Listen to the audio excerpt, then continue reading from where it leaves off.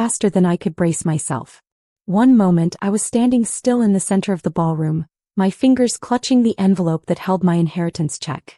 The next, there was glass in my hair, champagne soaking through my dress, and 150 stunned faces staring at me. "You're a disgrace to this family. A failure." My father's voice sliced through the classical music like a blade, right before the bottle shattered against my shoulder. For a full second no one moved. Not my mother, who stood like a wax figure by the buffet table. Not my sister, the bride, glowing in lace and cruelty. Not the guests, who gasped and whispered behind manicured hands and wine-stained lips. I didn't cry. I didn't scream. I didn't even flinch. I just stood there, glass crunching under my heels, eyes locked on the man who had just humiliated me in front of everyone. All because I wouldn't sign over the money. Money my late grandmother had left me, not them. Not the family who had spent years reminding me I was the unwanted middle child. Not the father who only remembered I existed when he needed a signature. "You were supposed to hand it over," he shouted again, spittle flying, his face a shade redder than the burgundy drapes. I looked around. Still no one stepped in. Not even the groom. Not the distant cousins. Not even the childhood friend who used to braid my hair and now looked away in shame. I smiled. Not a sweet smile. Not a smile of surrender. No. It was the kind of smile that warned a storm was coming. I tucked the envelope back into my purse, smoothed my ruined hair and turned away from the blood running down my arm. I walked past the stunned guests, past my mother's horrified expression, past the shocked murmurs and awkward clinks of dropped silverware. And I didn't look back. Not even once. But I did hear my sister whisper, "She'll come back. She always does." She had no idea. That night I didn't cry into a pillow. I didn't retreat to some dark room to lick my wounds. I sat on my balcony in silence, a frozen bag of peas pressed against my bruised shoulder, while the city lights blinked like tiny betrayals in the distance. Then I picked up my phone and dialed a number I hadn't touched in 6 years. He answered on the first ring. "You still owe me a favor," I said flatly. There was a pause. Then a low chuckle. "I wondered when you'd call." I didn't explain. I didn't need to. I just said, "Make the arrangements." I want it done within 48 hours. "Done," he replied. "You want to tell me what they did?" "No," I said, cold and tired. "You'll see it on the news." The next morning my father woke up to his personal assistant in tears, screaming that every one of his accounts had been frozen due to an emergency audit. My mother's luxury boutique had been locked by the IRS, and the groom, my sister's new husband, had been slapped with a federal restraining order banning him from 3 different properties. But that was just the beginning. They hadn't even seen what I'd saved for the wedding after-party. By sunset the next day my father's empire, which he had built with arrogance, ego and borrowed money, was unraveling thread by thread. And not a single soul knew I was behind it. I didn't need to break into his accounts. I didn't need to plant anything illegal. No, I knew him better than anyone else, his habits, his shortcuts, his dirty little accounting tricks. All I did was send the right documents to the right agencies. Quietly. Anonymously. Let the paper trail speak. But revenge, true revenge, isn't about money.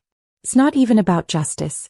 It's about watching someone who thought you were nothing suddenly realize you were holding the detonator all along. And that moment came that night. At the wedding after-party. The ballroom had been reset, brighter now with glowing chandeliers and golden roses, but the energy had changed.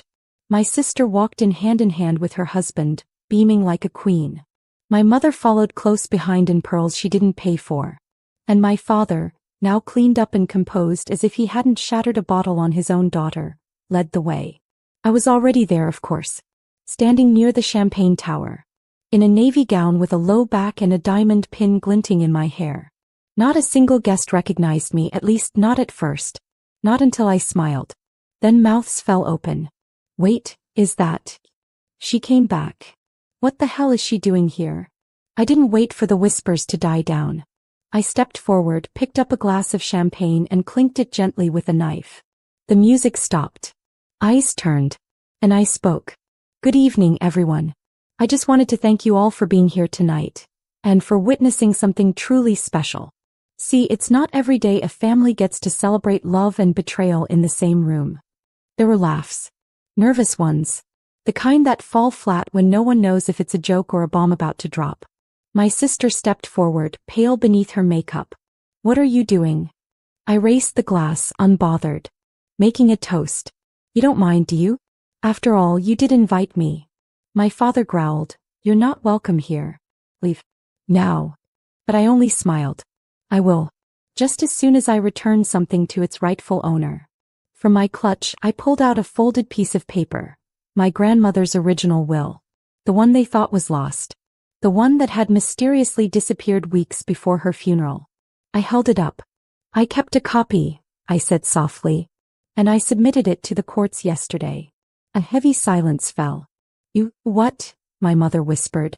I nodded. Turns out, the version of the will you all paraded around? The one where she left everything to you three? The forged. And that signature at the bottom? Yeah. That wasn't hers.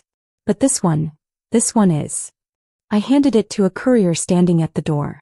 You'll all be receiving legal notifications tomorrow. Consider this my wedding gift. Gasps. One woman fainted. My sister dropped her bouquet. And my father? He charged. But someone stepped between us. A man in a dark suit. My lawyer. The one they hadn't recognized until now. Touch her again, he said, cool as winter. And this time it's you who won't walk away. I turned on my heel and left the room to stunned silence and the distant sound of a woman sobbing behind a veil of roses. But I wasn't done. The real storm hadn't even started. By noon the next day the storm had a name.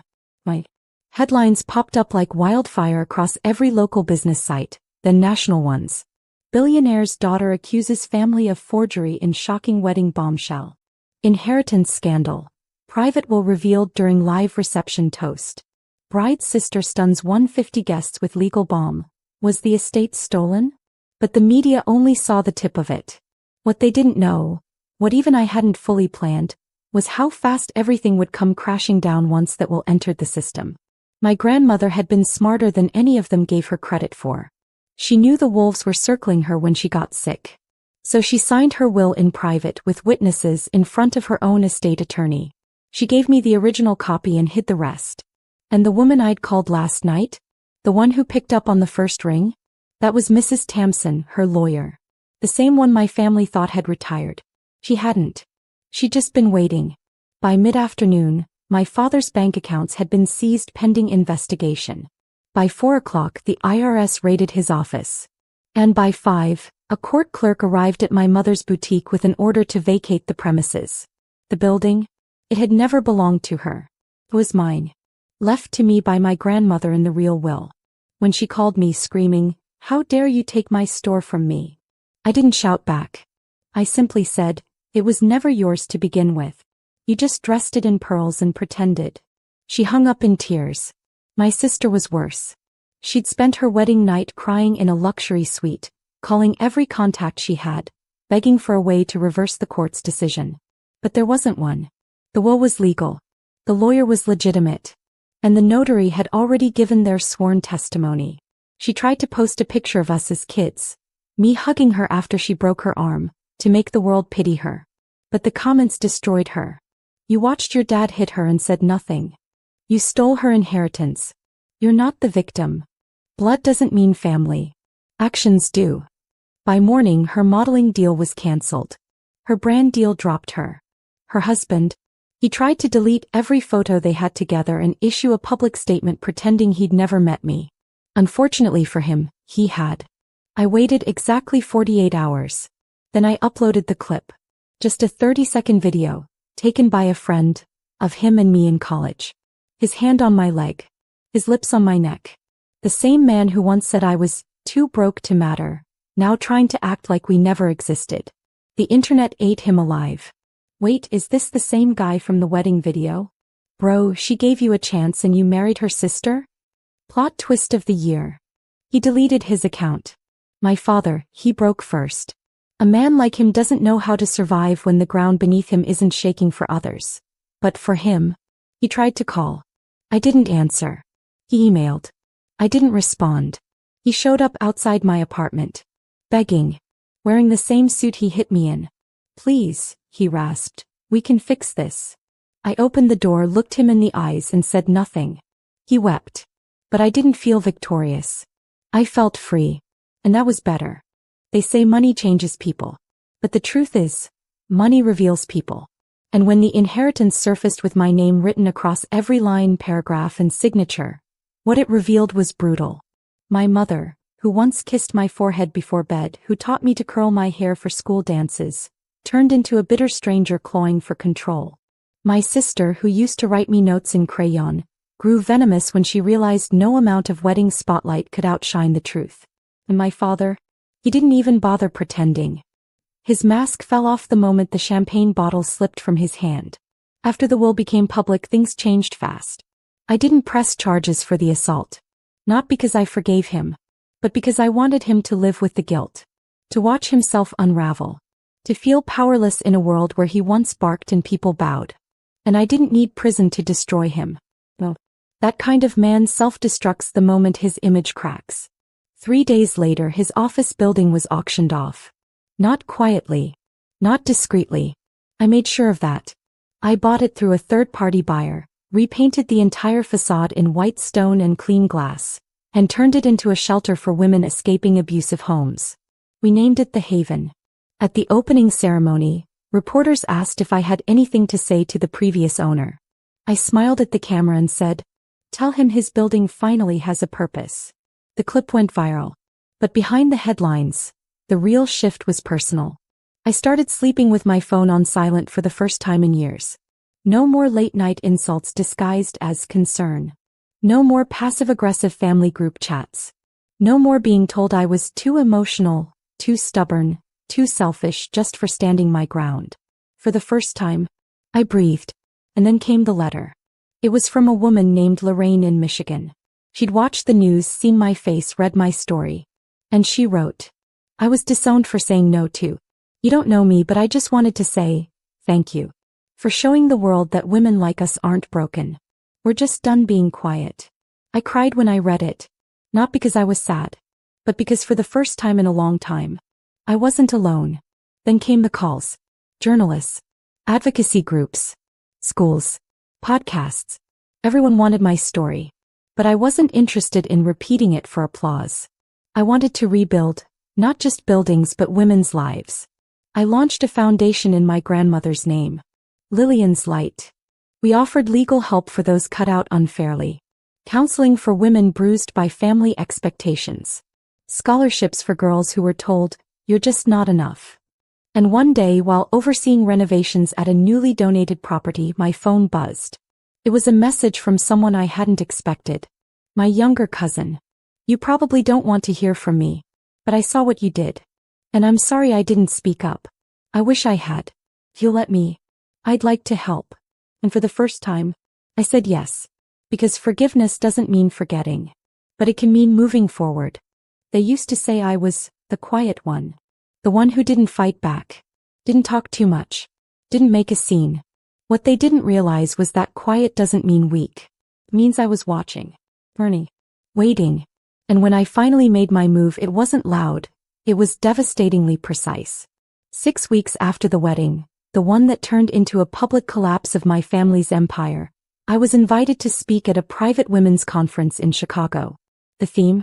Redefining legacy. I didn't want to go at first. I wasn't a public speaker. I wasn't used to standing in front of polished crowds and explaining why the people who were supposed to love me had thrown me to the wolves. But something inside me said, "You have to." Because if I didn't speak, someone else in the audience might be sitting there, just like I had all those years, convincing herself that keeping the peace was more important than her own voice. When I stepped up to the podium, the lights were soft. The room was full of women, CEOs, activists, single moms, college students, every type, every story. I took a breath, looked at them and said, "My father hit me in front of 150 people. But that wasn't the worst part. The worst part was the silence. The clinking of glasses. The averted eyes. The way my mother blinked and looked away. The way my sister smirked. And the way I stood there, frozen, not because I was afraid, but because I realized in that moment I was alone. But not anymore. There was a pause. And then they stood. All of them. I didn't ask for applause. But it happened anyway. That night, I received 219 messages in my inbox. Stories. Confessions. Cries for help. One girl wrote, I was planning to sign the deed to my apartment over to my brother tomorrow. They say I'm the burden. But after hearing you, I'm keeping what's mine. Thank you for reminding me I'm allowed. That message shook me. As I was her. Once. Meanwhile, back home, my parents were unraveling. The court had ordered my father to pay back over $2.4 million in misappropriated assets from my grandmother's estate. His luxury car was repossessed. The country club revoked his membership. My mother tried to appeal the store closure, claiming emotional distress. The judge rejected it. You forged your mother-in-law's signature, he said bluntly. Distress was the result of your own actions. She didn't speak to the press after that. As for my sister, she moved to Miami with her husband, trying to escape the backlash. But once a video's out, it doesn't go away. She ended up working part-time in retail, trying to salvage a fashion brand that no longer had a platform. We didn't talk again until 8 months later. It was winter. I was standing outside Lillian's Light, watching a group of women carry boxes of food and winter coats into the lobby. A car pulled up behind me. My sister stepped out. No makeup. No filters. Just her. She looked different. Smaller somehow. I know I'm the last person you want to see, she said quietly. But I came to say something. I waited. She looked down. I let it happen. That day at the wedding, I saw Dad raise the bottle and I didn't stop him. Because deep down I thought you'd always be fine. You always got back up. But I shouldn't have let you fall alone. I didn't say anything for a long time. Because what do you say to someone who once laughed when you bled? But I looked her in the eyes, and for the first time in years I saw no competition. No jealousy. No cruelty. Just a girl, tired of pretending. So I said, if you want to change, do something that matters. She nodded.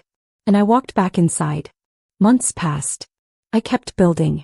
By the end of the year, Lillian's Light had opened 3 more centers across the state. We'd helped over 1,200 women.